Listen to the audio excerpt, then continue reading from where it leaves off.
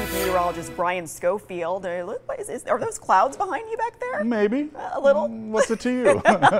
They're in the forecast. Don't worry about it. Hey, just checking in. Okay, yeah. You want me just to clarify, add a little clarity to this for you? Well, we have a little haze too. Remember all that wind that's in stirring up dust and sand. So get a look. This is, she can definitely see this and some cloud cover as well. So definitely bringing a cold front through the area that's doing a pretty good number, increasing the wind speeds. These are the gusts currently. Let me show you what we peaked at. Amazing numbers here. Look at that. Mount Charleston, 51 mile per hour gusts. So no surprise that everything kind of followed suit. But most of the areas that are seeing the strongest winds, generally outside of the valley, but Nellis Air Force Base at 40 and McCarran Airport 36. Hoover Dam, no surprise, getting a strong 39 mile per hour gust.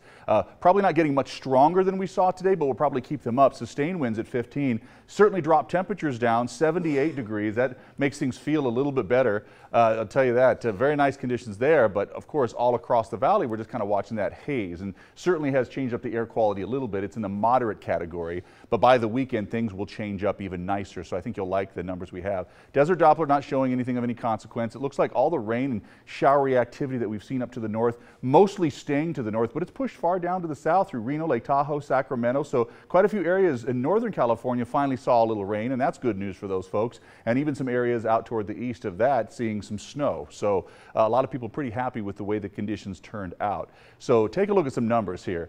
Give you an idea of what your neighborhood is going to check in with for tomorrow. Overnight lows right there in the 50s, but afternoon highs still in the 70s for the second day in a row. 74 North Las Vegas, 53 for the overnight low, and Summerlin right there at 69 degrees. I see 52 being the overnight low, so you folks there are having a nice afternoon tomorrow with some cooler temperatures. Henderson, it seems like it'll be another nice day for you folks as well at 75. So here's the next 7 days. Get a look. Definitely looking at those 70s turning into 80s pretty quickly. You know, the whole weekend is not going to be the coolest weekend we've had, but we'll be above normal by Sunday.